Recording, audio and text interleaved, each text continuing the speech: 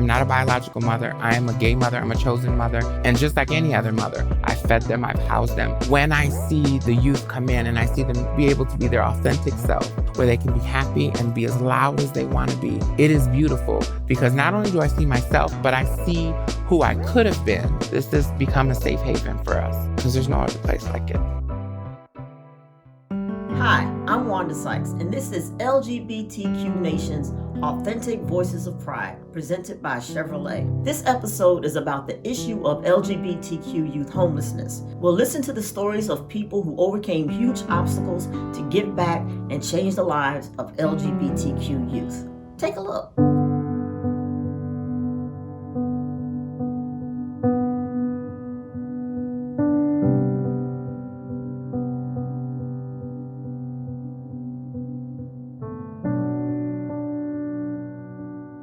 LGBT youth homelessness is a huge issue that has a very long history that goes back to the days of Sylvia and Marcia and beyond.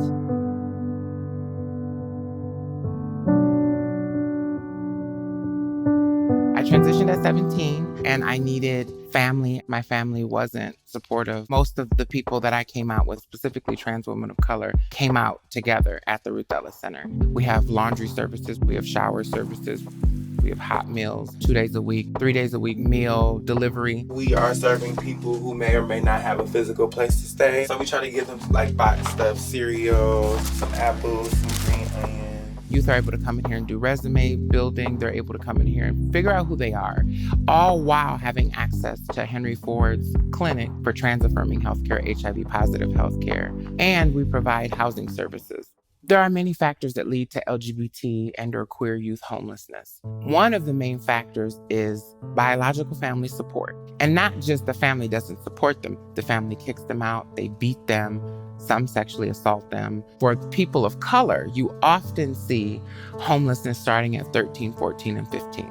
Many LGBT people do not feel comfortable in schools. Violence that happens with them often are in the presence of staff or brought on by staff themselves. And so when those institutions that are supposed to be there to meet youth needs don't, youth have nowhere. Then at 13 or 14, you can't get a job, so you're on the streets. Most systems in most cities, when you're homeless, you go through emergency shelter. Oftentimes, LGBT people get beat up in those emergency shelters. You have to prove that you're homeless. Then they finally, when you prove that you're homeless after so long, then you get a voucher or you get housing. It's not an easy process. It takes a lot of time. Discrimination and discriminatory practices are very real. I left home when I was 14. And so I have had my fair share of experiences being homeless, trying to keep myself safe. I can get you in a place and tell you, for the next 12 months, I'm going to pay the rent. We have resources to take care of that.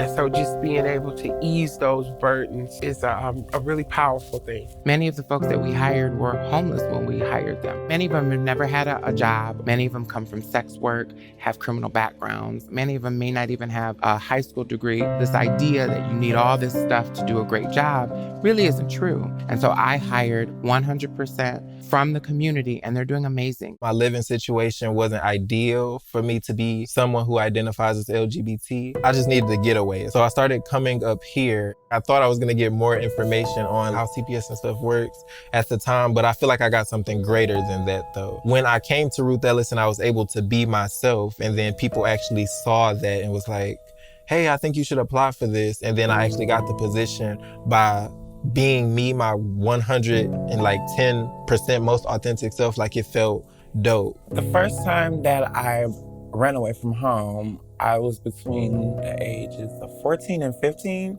I was full-time survival sex worker. I was experiencing homelessness. I came to Lilianna, cried, told her I really wanted to do better. Why not put myself in the space to basically advocate for my people? It wasn't until one of my closest friends was murdered, and I didn't want it to be me. I just felt like it was a wake-up call. Many of the girls who I've hired here, they came because they didn't want to be another statistic. One of the biggest issues that faces homeless LGBTQ youth is just survival. There's a lot of HIV infection. And when you get HIV and mental illness and homelessness all coming together can be a fatal situation. As much as I love to help community, Helping community is the toughest part of my job because it's kind of hard for me to have to look back and see like, oh, that's the lifestyle I was living.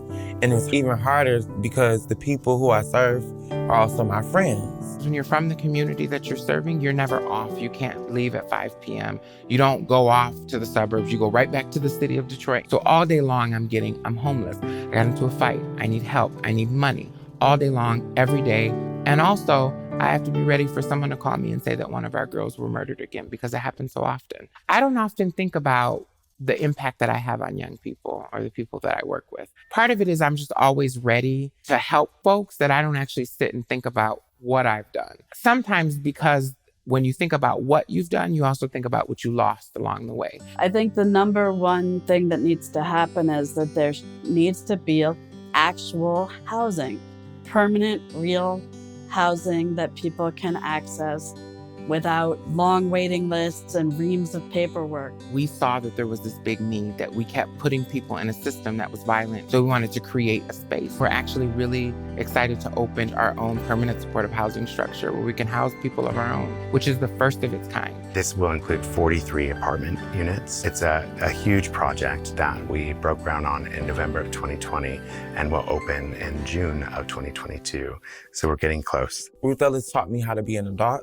It taught me how to have compassion. It taught me how to love and appreciate my community and understand that chosen family is real. It keeps me connected to the people that I serve, seeing myself in them, especially when I talk to a young Black trans woman, because I know the things that I went through. My self-care is my work. There's not many places where you can be Black and brown and loud without getting the police called on you. When those moments happen, I take them in and I hold them. And those are what get me through. Just seeing my children happy and seeing them changing the world make me happy. I think it's the responsibility of queer people to raise our future generations. I think we can do that in many ways. You can be hands-on like me, but you can also be a donor or a political advocate. Or there are many ways to take care of the kids, but I think we all have a responsibility to do it. Please consider donating to the Ruth Ellis Center, and Chevrolet will match donations up to $25,000.